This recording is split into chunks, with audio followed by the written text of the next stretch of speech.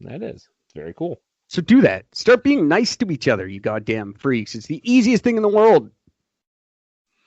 Just like you say, oh, wear a mask. It's the easiest thing in the world. No, it's not. Second easiest thing in the world. Easiest thing in the world, be fucking nice to each other. That's it. Oh, Rayan Slim. Rayan Slim. Here we go. Find it? I did. Nice. Somewhere. Fuck. So here you guys go. We're going to end the show on this. This is a letter from Rayan Slim of South Africa. I think your mistake, sir, may have been to use read for yourselves or think for yourselves, which are the cries of conspiracy theorists. I'm afraid of the virus, despite great odds of being unharmed. I see things that don't make sense. I'm in South Africa. We have 1 million cases and growing fast. That's the number that screws up the perspective. The people most concerned with symptoms, and only a fraction of them are given tests. The super fast spreading, super contagious virus has likely infected 3 or 4 times that number of people here. Millions and millions and millions of people. Last I checked, we had something under 30,000 deaths. It's unlikely that there's hidden deaths. There's obviously fake cases. The rate of death should go to fuck all if there's fake cases, right? Okay. There's still a problem that the deaths are usually a small portion of a much bigger number of people overwhelming hospital resources. If the virus gets out of control there as it is here, it's not a lie. It will overwhelm hospitals. It has done so here. Not all hospitals, but in hotspots. We're not being lied to about that. The virus spreads so fast, it applies to the potential of overwhelming hospitals there too. But that's not something people like to talk about. Non-COVID urgent care is not suffering. That's not how it works. Doctors and nurses are exhausted.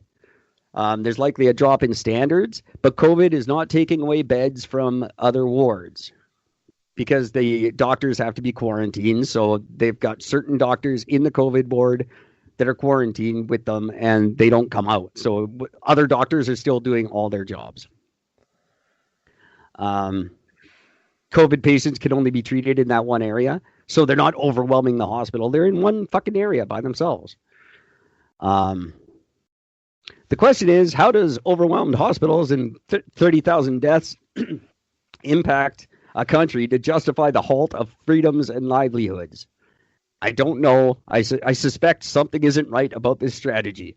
The damage to the economy, morale, and the cost of relief is surely more than building several stadium-sized treatment centers like they did in China.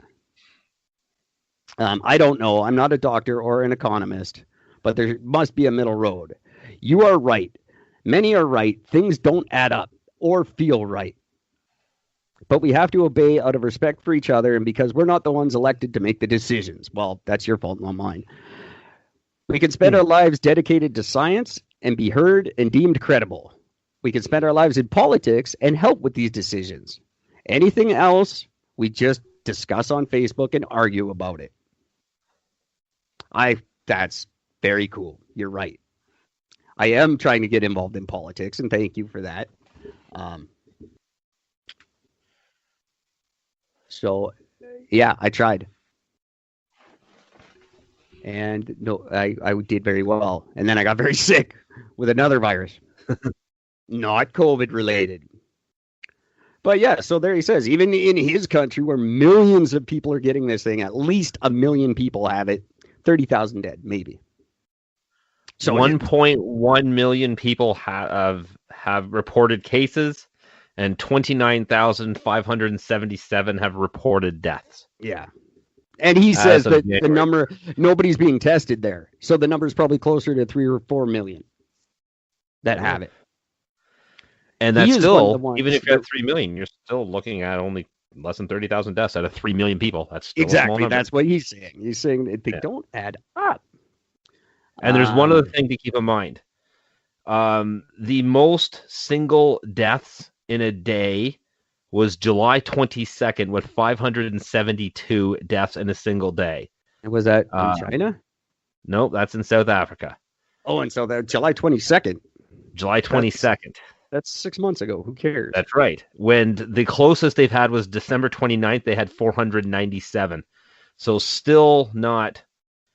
You're still almost 100 deaths of a single day away from being their worst day they've ever had, and they're on a downslope from that number as we speak. So yeah.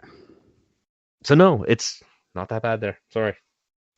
A lot of people might have it. Not that many are fucking dying from it. So considering how many people fucking probably die from that country on a daily basis as it is normally, I don't think you're worrying too much about it. Someone's challenging me. Anyway, kids, until tomorrow night. Are we doing this tomorrow night? I believe so. Awesome. We are doing this tomorrow night, and it's going to be fun, crazy facts all through history, because that's the point of the show now, unless there's something cool. We'll talk about the Nashville bombing a little bit more, because I totally forgot that even happened. Along with everybody else. We will talk about some really fun stuff. This is a good episode. I had fun. I want to keep it up for the week. Love you guys. Till tomorrow night, take care of each other. See ya, fuck nuts. Loved what you've heard on this week's episode? Well, the answer is simple. It would mean the world to us if you could head over to iTunes and leave us a 5-star review and feedback. Spreading the word really is the best way to grow our podcast and achieve even greater things. Thank you. Please be advised that this podcast is meant for educational and informational purposes only and is in no way a replacement for legal or medical advice. The opinions contained within are solely those of the interviewers and interviewees and should be received as so. Those seeking help or advice are encouraged to obtain professional legal and medical services.